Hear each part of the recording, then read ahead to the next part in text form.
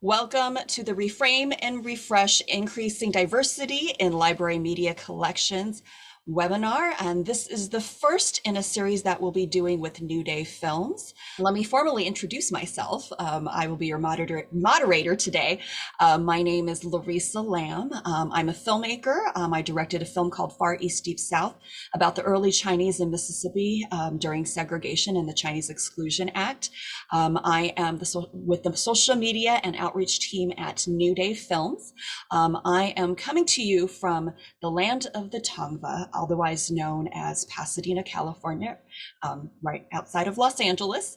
And I am an Asian female with Black hair, and I am sitting in a virtual office with the New Day logo with the sun, and also a poster of Far East Deep South wearing a blue top.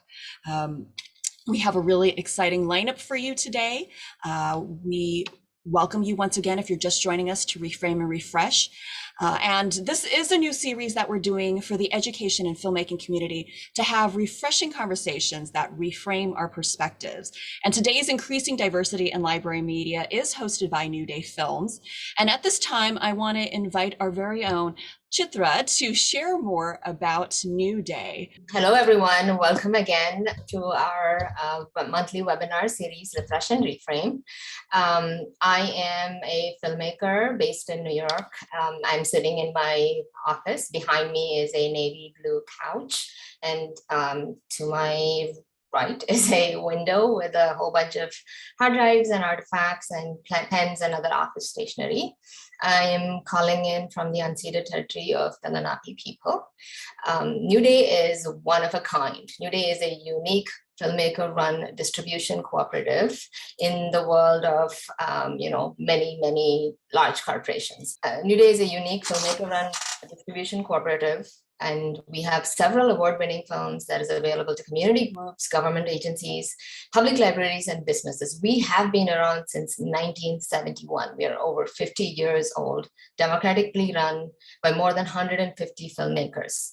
New Day is committed to reflecting greater diversity, representation, and inclusion in our work and in how we speak about film and engage with social issues. It is celebrating its 50 years this year, and our membership has provocative storytellers who have won the Oscars, Emmy Awards, and our work has been screened in several film festivals, on public television, and pretty much any network that that we all watch in. We will have time for Q&A afterwards at the end of the session. Please share your questions and drop it on Facebook as well. And just a reminder, be courteous in how we engage and converse with each other. Now back to Larissa to take on this amazing conversation with our guests. Thank you so much, Chitra. And let me introduce our panel for today. We are really glad to have Amber Hayes, who is the Outreach and Communications Program Officer within the American Library Association, Office of Diversity, Literacy, and Outreach Services. She coordinates communications for ODLOS and works for members to develop and promote outreach materials. She is also the staff liaison to ALA's Committee on Rural, Native, and Tribal Libraries of all kinds. ALA Subcommittee on Services to Refugees, Immigrants, and Displaced Persons, and the Association of Book Mobile Outreach Services, and the Association for Rural and Small Libraries. So she has a very, very full plate. Also, Eugenia Beh is with us, who is currently the Scholarly Communications and Licensing Librarian at MIT Libraries, previously the Electronic Resources Librarian. And she is a past president of the Asian Pacific American Librarians Association and a member of the ALA Film and Media Roundtable. She is also the social media manager for the Boston Asian American Film Festival and formerly the director of community outreach at the Austin Asian American Film Festival, having lived 13 years in Texas. She considers herself an honorary Texan and Southerner and is excited to see more works representing the experience of Asian Americans in the South. So welcome to both Amber and Eugenia. To start things off, I'm going to have Amber tell us a little bit more about herself and her role at ALA. Yeah, so thank you for inviting us once again. Like noted, my name is Amber Hayes. I work at ALA's Office for Diversity, Literacy, and Outreach Services, affectionately called OTLOS, if it's a mouthful for you. I do a lot of work centering communications and outreach, as well as creating resources related to equity, diversity, inclusion. This is not specifically for academic libraries. It's we work with all kind of library types. We make webinars. We have responsive pages to current events like Black Lives Matter or trans rights. Yeah, that's kind of my play. I do a lot of work with bookmobiles and outreach to isolated communities. So that's more so on the public library side, but also creating those resources and addressing policies for all library types. So thank you.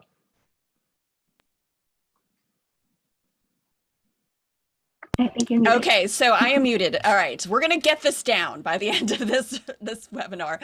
And now on to Eugenia, if you could just share a little bit more about what you're doing. Hi, everyone, and thank you for that introduction, Larissa and Amber. So I have been in my current position as a scholarly communications and licensing librarian for exactly 2 months.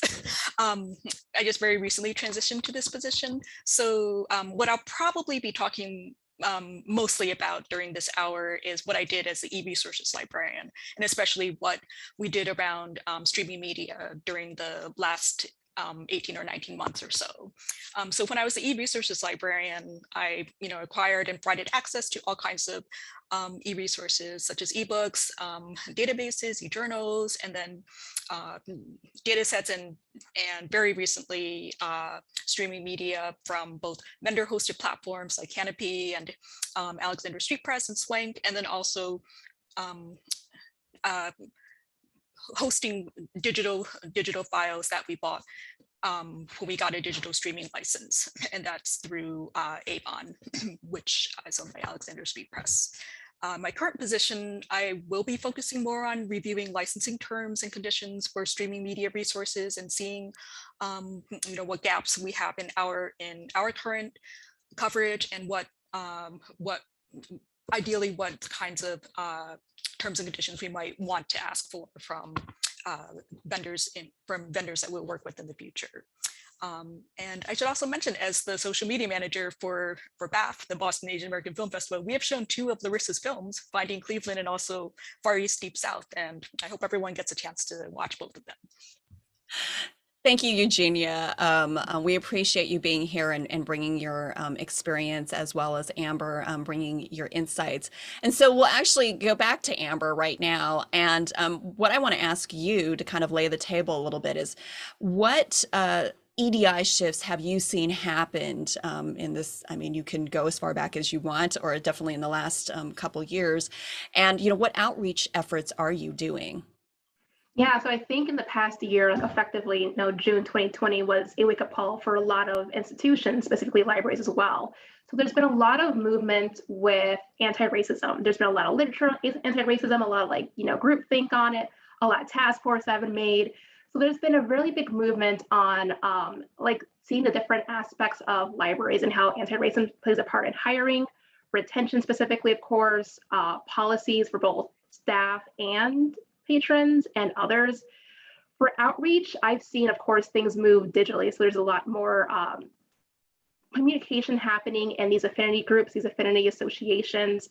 There's platforms like this, people talking in Zoom, sharing what their library is doing, what their library should be doing, kind of information sharing.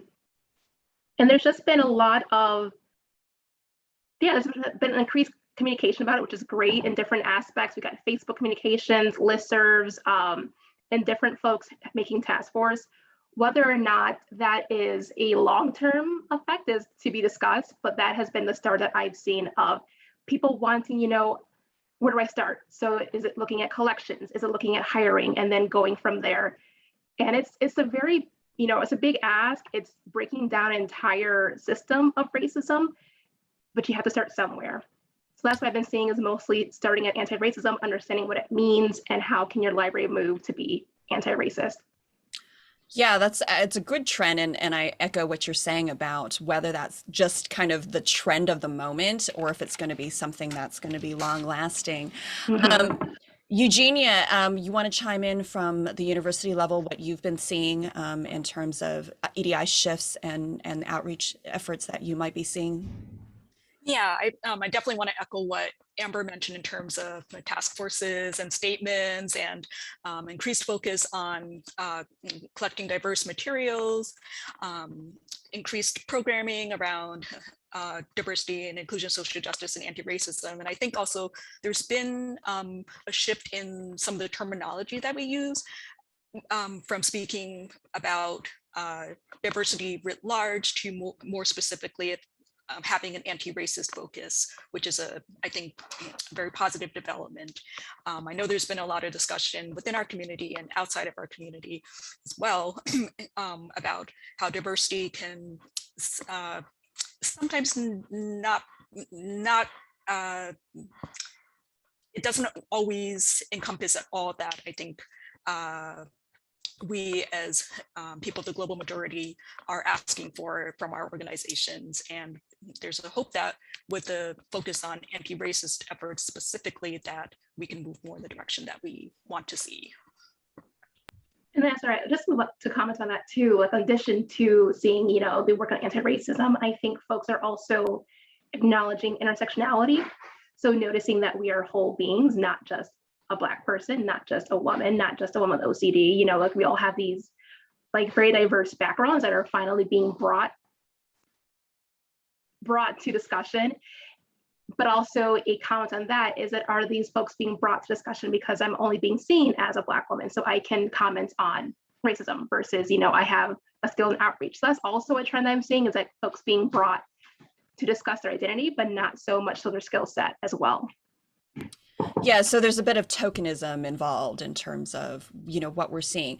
So given some of these trends that you're seeing and some of the potential problematic issues with that, what do you think are the keys to making a sustained push in terms of having truly incorporating diverse perspectives and including what you just mentioned, Amber, considering the intersectionality? That's a big question. It is. I really get it, right?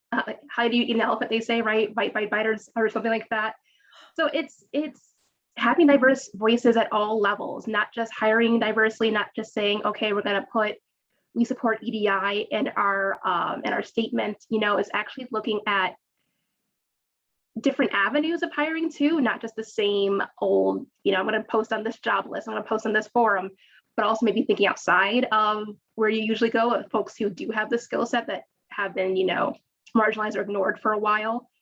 And it's not just bringing people in, but it's with the increased effort of retaining folks, because we are currently bringing people into a profession, like most government systems, that is, built on white supremacy.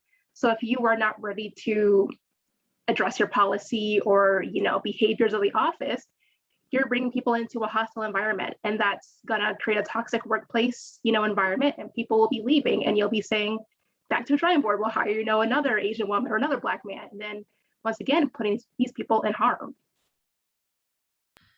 Yeah, definitely having to pull apart some systems and take a very close look at what's going on. Now, kind of moving into the media collections themselves, how can we better reflect diverse perspectives in that regard? How do you, and maybe I'll start with Eugenia with this question, how do you spotlight underrepresented groups and whether it's filmmakers or books and other materials in your collections? Yeah, so that, as I was reflecting upon this question yesterday, I came to realize that a lot of the highlighting or spotlighting that we do in for our media collection focuses on tangible objects. So for example, DVDs, which yes, we are still buying, and there is still a demand for them, as hard as that may be to believe, and also CDs. We're more focusing on sort of our physical spaces, I think, in terms of highlighting diverse works from and about diverse communities, because in many ways that's the first thing that our users see when they come into our spaces. It can be a little bit harder to do that online, and especially during this past year and a half when our when our physical spaces were closed for the majority of the time, it can just be a little, it's easier for, I think, efforts to spotlight certain works to go under the radar, just because things on social media change so quickly. People may not always go to the library's website or to like our news site to see what's being highlighted. And it's very interesting. There was a recent report that came out about acquiring and implementing streaming media during the pandemic. And I can post a link to that later on during the chat. But one of the findings was that librarians are actually a little bit more hesitant about highlighting their streaming media collections. In part of it is because if you have a PDA or patron-driven acquisitions model for your streaming media collection, your costs can like very rapidly get out of hand if a lot of people start coming and start triggering purchases, which is what happened to a lot of us who started out using that model. And there are also certain, there were some vendors who actually explicitly say in their licenses, please don't promote our films, because these are like big blockbuster commercial films, and they have agreements in place with Hollywood studios that they're not going to, widely advertise them, because they're afraid that if word gets out that, say, Avengers Endgame is available through your library, people are going to somehow, pirate it off of the library server, and they're not going to go and buy it off of Disney Plus or something similar. So it's an interesting, I think, divide, and it'll be interesting to see how that develops, especially now that we've all been in this space where we really had to make a shift to thinking about a digital first approach to media. Yeah, I really like some of what you shared in terms of using the physical space at real libraries. Thankfully, I know a lot of campuses are open again, where, seeing is believing in some ways, and for all of us who I think have felt not seen in media in the past, like literally being seen, in a space, I think is very important. And I'd like to kind of talk a little bit more about the idea of, you're talking about major studios discouraging you from actually promoting their content. Does that make the role of the independent filmmakers and, independent films all the more important in terms of being able to showcase diverse perspectives? Definitely. I would say, I think the majority of purchases that we've made, that media purchases that we've made that focus on works by and about diverse communities have been from independent film distributors like New Day Films, like Women Make Movies, Third World, Newsreel, and other independent distributors. So yes, definitely, I think that's and also I should mention, for some of the sort of aggregator streaming platforms like Canopy, now before they didn't used to offer an option for us to actually own films that we license. Usually there was only a 1 or 3 or 5 year licensing opportunity, and then after that you lose access to that film unless you continue to renew your license for it. But now there are certain films that they offer where you can get what's called a perpetual archive license, and that means that you can own that film in perpetuity, or at least for the life of the final format. And that's something also that one of our other streaming media providers, Alexander Street Press, offers as well. So I think that's an encouraging trend to see. That's actually something I know we just discovered, New Day Films works with Canopy, and I believe I know a couple people from Canopy maybe watching this panel, and feel free, whether it's Eugenia or Amber, to jump in on this question, but to kind of expand on that, is there a preference by university librarians, and those of you who are watching as well, if you want to enter that in the chat, like, do you prefer to have a life of file as opposed to, an annual license? And I know there's so many different forms that media is being offered. Is there a preference above all that you have in terms of wanting a life of file? We know we're talking about digital site licenses versus, a canopy, housed license, where some universities like to actually upload it to their own servers. And of course, there's you were talking about the mentioning the good old DVDs, and we just got a memo that our fulfillment might be changing, but DVDs, I think, are still important. So definitely feel free to enter in the chat, those of you who are watching. But, Amber, Eugenia, you want to chime in a little bit about, life of file versus, annual licensing? So, oh, sorry. Go ahead, Eugenia. Sorry, yeah, no, we definitely would prefer to be able to own the film rather than just license it for a year and then lose access or have to continue to license it and never own it. Because if you think about, and this is sort of the eternal conundrum with e-resources, which you can consider streaming media a part of.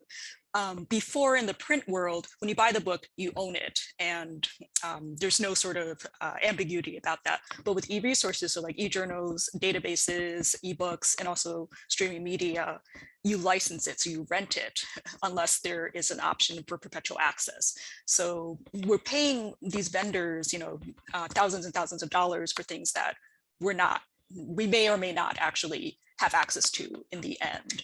So we're first of all, we're losing the point of first sale, which doctrine, which was established with print books, and then we're basically not throwing money away exactly, but we're not getting anything back for what we're putting in. So definitely, if I think distributors would be able to make life of the file format available for librarians, that would be very helpful. And I just want to mention, at MIT, we have been buying the DVD and the DSL bundle when it's available, because we get to own the digital file, but B, if anything happens to that file, then we also have a backup via the DVD.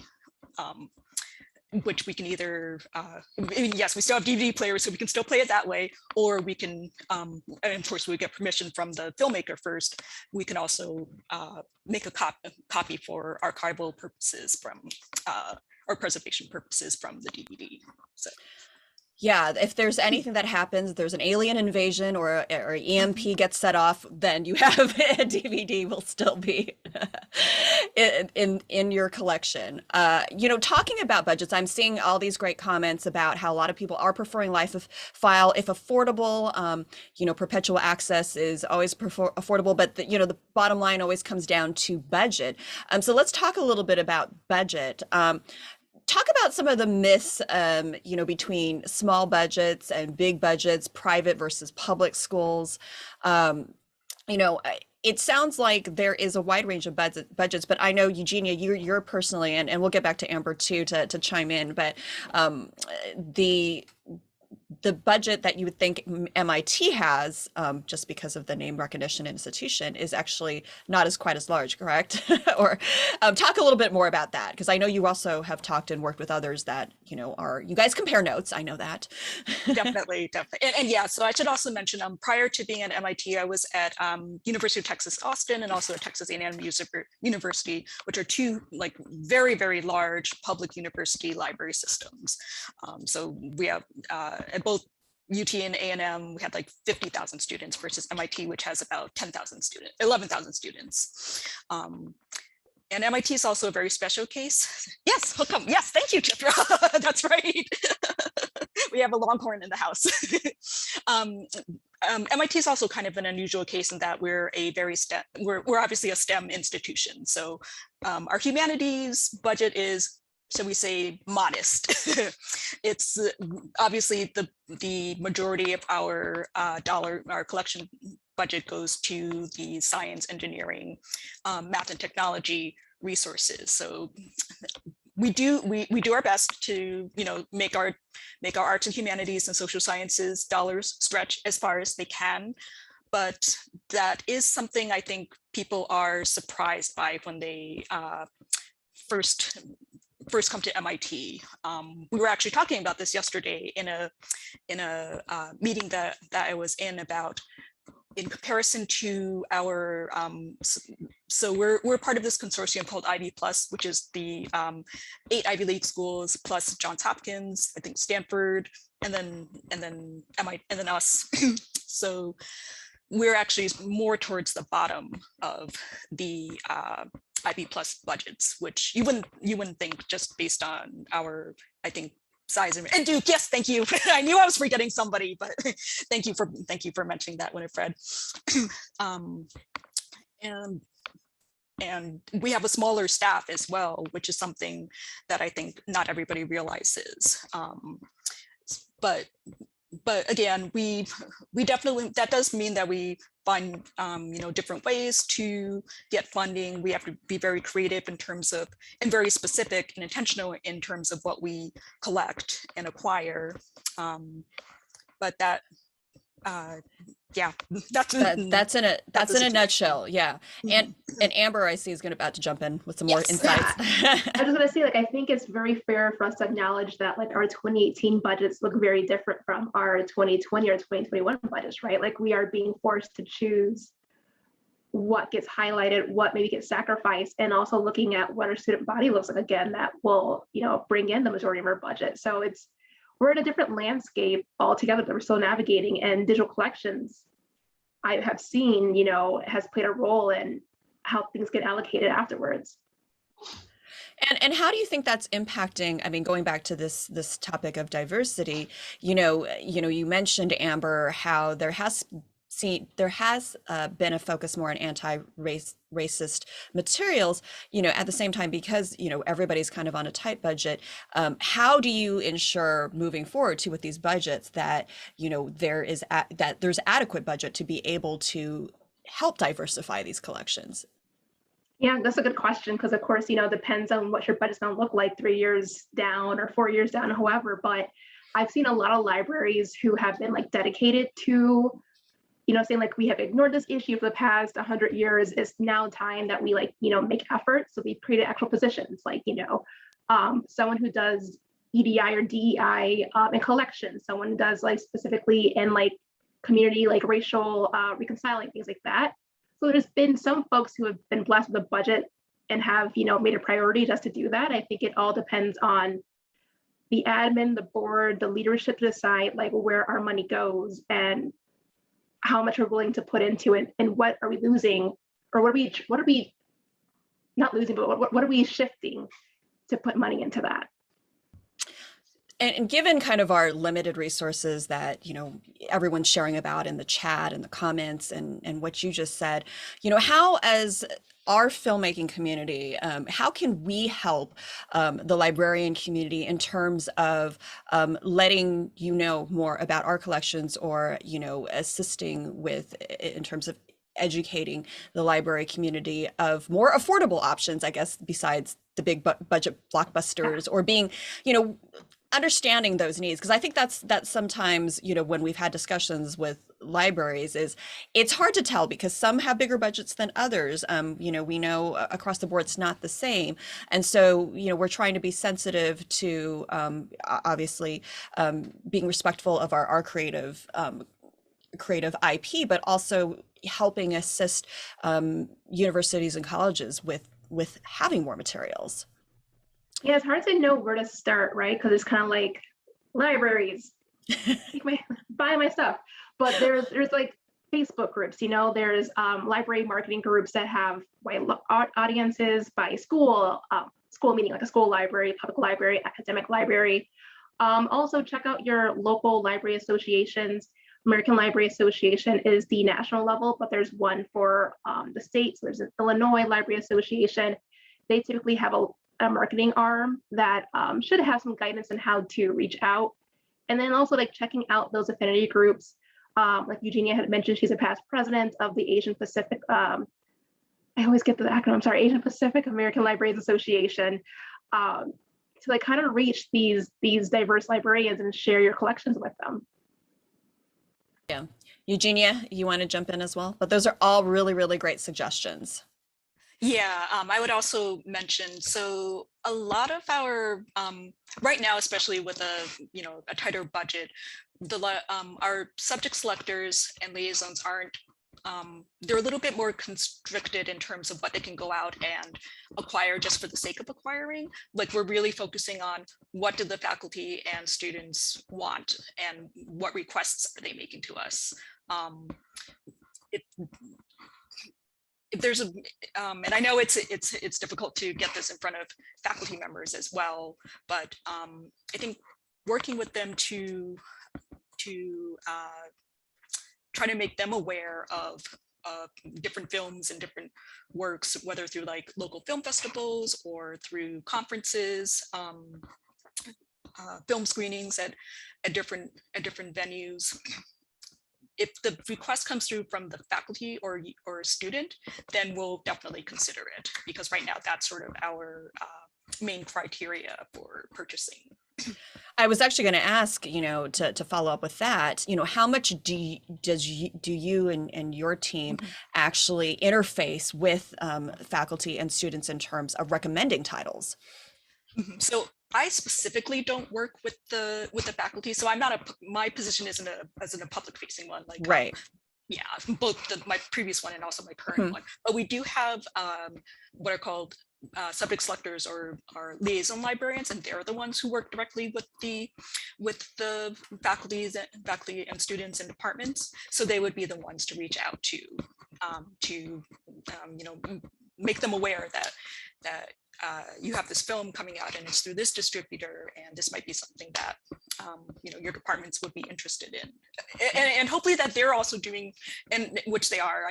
I'm sure our colleagues are amazing in this area. They're also keeping an eye on what's coming out in the marketplace as well. So hopefully, both sides will be able to make a connection. I just saw somebody mention something about like DVD, a professor thinking if a film is immediately on DVD and they see it on a film festival, they think it's going to be immediately on a DVD, and there isn't. And you're shaking your head because you've had that happen too. Or, I mean, going back to that issue, I know you mentioned DVDs, and that was one of our questions. I think a lot of people were asking, are people still buying DVDs? And it sounds like, yes, there is still a need for DVDs. Is that correct, Eugenia? Yes, and as you know, like not everything is available as a streaming in a streaming format, especially older films or films that have just come out as well. And sometimes DVD is the only way to be able to get access to these films. Yeah, well, that is great to know. And so kind of going back to this issue before we open up to some Q&A here, because I know we've got some questions that are percolating here. Amber, how do we diversify librarians in the field and in leadership kind of moving forward? Because that's kind of the big question that we kind of brought up at the very beginning as well. Yeah, let's go. Let's do it. So like I mentioned earlier, it's making sure that you are looking at all areas of your library, not just maybe increasing the quote unquote own voices, which is now authentic voices collection. However, it's looking at your hiring practices, it's retention. So it all breaks down to like acknowledging racism and white supremacy and breaking down those, and retention. So like I mentioned, like you don't want to bring people into a system that's broken and a system that's hurting. So it's creating those mentorship programs. Before I get into that, I just want to mention that ALA, our office has a scholarship specifically for people of color looking to get their graduate degree in LIS. And so it's $5,000 to cover 1 year. And during that 1 year, 60 BIPOC future librarians get together, virtually and in conference once we have in-person conferences again, to kind of build a cohort, a system, a support system, and like kind of acknowledge that the playing field isn't always level. And so that's a great model, I think, of introducing folks to this profession, but also creating a cohort and like relationship building area. So we want to see more of that in librarianship. And some libraries, they do have that. They've got mentorship, they've got affinity groups, they've got spaces that are just for folks who have this identity, which is great for the culture, which is great for people to kind of just like air out, like, I'm having this frustration. Has anyone else experienced this? What should I do? Things like that. And just like making the space inclusive as possible, and noticing that like these diverse voices have diverse needs as well. Absolutely. Did you want to add anything, Eugenia, to that, on how to basically diversify the ranks a little bit? Yeah, this has been an ongoing question for our profession for, I think, probably stretching back as almost as far back as maybe librarianship began. I think definitely changing the environment is the most important thing. I mean, that's definitely something that's come up a lot in many of our BIPOC circles. As Amber mentioned earlier, you know, just bringing people in to a system that's not going to be welcoming or supportive for them and expecting them to thrive just is not going to work. And that's what we've been doing for, you know, however many decades now. And we just keep getting the same results. People cycle out, leave the profession, and then we're left wondering why are we still 85% white? And it's like, yeah. So it really is about changing the water, and not just adding, I think, new faces into it and expecting them, putting the burden of changing the environment on them. I think there needs to be a lot more work done at the institution level to do that. Well, progress can be made slow and steady. Hopefully it's a little quicker than we would like, but, or that we think it was able to occur. But I think discussions and conversations like this are hopefully a good start. And I can see there's a lot of allies or people who are in that boat that want to steer the ship, you know, in a direction that is more inclusive. You know, at this time, I do want to move on to some Q&A from our audience. You know, as we're kind of looking through some of those questions from the audience, Amber and Eugenia, if you can give us, I know Amber already started dropping in some resources that she had mentioned, but what are some other resources that you recommend to help librarians and educators discover more perspectives? I could jump in real quick, and then Eugenia, if you have anything for Paula or your own professional, go for it. So I dropped in for the Spectrum Scholarship Program. That's the one for BIPOC library students to get a degree. If you go to ala.org/diversity, that is basically the work that our office has done. We have consultations for your library. We have trainings on equity, diversity, inclusion topics, including microaggressions, privilege, cultural competency, etc. We have a lot of free professional development. I mentioned the Library Respond page, which is an effort that our office made starting in 2016. That's kind of a way for libraries to respond to current events. So like I mentioned, we have a Black Lives Matter page. We have one on combating xenophobia in the face of COVID-19. We have one on supporting trans patrons and staff, et cetera, immigrants and other populations as well. A non-ALA resource I would recommend is Women of Color in Libraries, WOC+lib.org, which has a lot of great, usually academic focused work about people of color in librarianship. And then another one I actually wrote down, it was a symposium, I think July of 2020 at the Denver Public Library, Advancing Racial Equity and the Inclusion at the Workplace Symposium, and it is available online, so I can drop that in the chat as well. Yeah, those are all really good resources. And, you know, if you feel like you can't jot them all down, we'll get them in the chat, and I'll also get them from Amber afterwards. And in the subsequent thank you email follow-up, I can also provide a list of some of the resources shared today. I just also want to make a plug for your local film festivals, especially film festivals that are by and about people from diverse communities. And I'll just put a quick plug for Boston Asian American Film Festival, since our festival is coming up at the end of October and our website is here. And I also just want to really quickly put a plug for JCLC, which is the Joint Conference of Librarians of Color, which is coming up in 2022. And it is, let me just grab the link here. It's in Florida next year. It is, yes. Oh my God, yeah, it is next year. They do. Yeah. We hope it's happening next year. Yes, we do indeed, and that is just really an amazing opportunity for librarians of colors and allies to all get together in one space and see just the range of our beauty and range of our communities together. And it's just a wonderful time for, I think, fellowship and learning, and having a safe space for us to breathe a little. Right. We're all going to go to Florida, right? Next year. Well, thank you for some of those resources. And once again, if you weren't able to jot them all down, or you're multitasking, or you just couldn't access the chat or the comments, I will be providing that in any links that were shared in a follow-up email to everyone that is registered today. And so on to some questions with our remaining time here. So we have one that is about closed captioning. Would love to hear about closed captioning and audio descriptions. Do schools pay for AD if not accessible? And do you list films with AD in a particular piece? So I'm a little embarrassed to say that we so far have not done that. We're still at MIT at least, we're still relatively new to streaming media, especially acquiring like digital files and hosting them on our own. And that's usually when we're able to get the closed captioning files.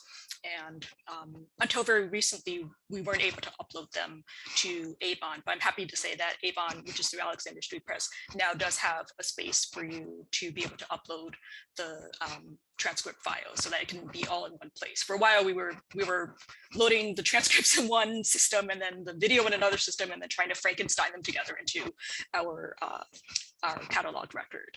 But that is definitely an area in which I think probably a lot of institutions can do a lot more work in.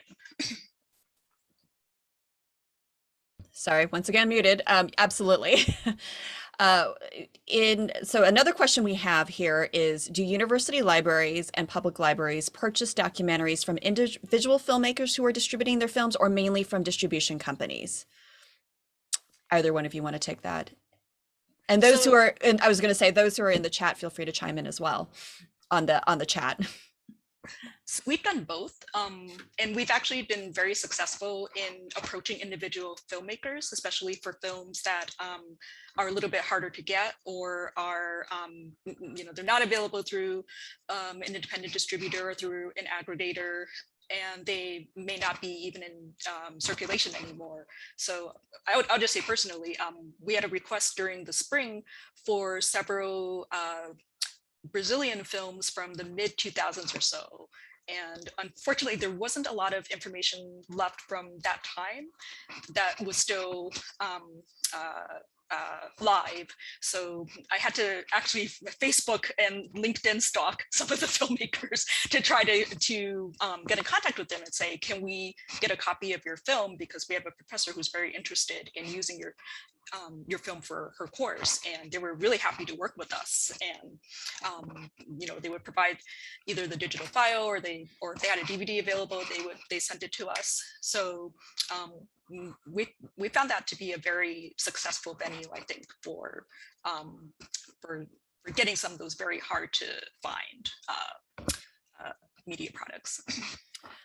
Yeah, I was going to say, you mentioned like LinkedIn and others, like IMDb is also another source if you're trying to hunt down filmmakers. I've had a lot of people contact me through IMDb because I have my professional information listed there who wanted to use my film. We've got some more questions here. We're going to try to get to as many of them as we can. Let's see here. What do folks do to survey their collections for diversity, and how do you identify the gaps? I was going to drop a link in here. It's not specifically for collection development auditing, but ALA's Committee on Diversity just created a DEI scorecard that kind of looks at all aspects of libraries and lets you evaluate where you are and then make a game plan going forward. That's a really great resource. Thank you for dropping that in there. Eugenia, anything to add on that, on how do you do an annual kind of audit or look at what you have or what is on your purchasing list? So that's our aspiration. We're actually a little bit behind in that right now because the staff member who was doing that or had started to do that work, she actually left our institution a few years ago. She was actually the one who was dedicated to to I think trying to fill in the gaps in our collection, and she was starting to do some work, I think, around doing a broader assessment of our diversity acquisitions, but yeah, we haven't been able to fill that position yet. And just during the pandemic, unfortunately, that was one of the things that fell by the wayside. So I hope that is something that, I mean, we do have a position out for a collection strategist in arts and humanities. If anyone is looking to come to MIT, please do. And hopefully, if once we get that position filled, I hope we can make some progress on that front. Yeah, well, those are all great things to aim towards and keep moving forward. I just saw another question about, I think coming from some filmmakers. What are the best practices for independent filmmakers to approach librarians? Because I know Eugenia mentioned the opposite of her hunting down hunting down filmmakers. What are some best practices for approaching librarians? Is there a good time of day? Do you prefer email, phone calls, getting stalked at your house? No, just kidding. I've seen a lot of filmmakers email librarians, including myself. I think because my name is sort of at the top of our directory guide, sometimes I get announcements from not just filmmakers but different vendors, and then I pass them on to my colleagues who are subject selectors and liaison librarians, and just mention, oh, this is something that you might be interested in. And I think depending on their needs and the needs of their community, they may follow up with the person who's sending the email. But yeah, phone calls can be a little hit or miss, especially right now when many of us are still out of the office. And well, maybe once we're able to meet in person again, I think doing presentations at conferences or like professional meeting type events, that I think that's another way to make librarians aware of filmmakers' work, because oftentimes we'll approach them at the end and try to get on the email list for more information. Great, that's a little bit of insight. So stalk you at conferences, that is the answer. There we go. In Florida. No. Here's another really good question, and I also invite those of you who are in the meeting in the chat to help answer this question too.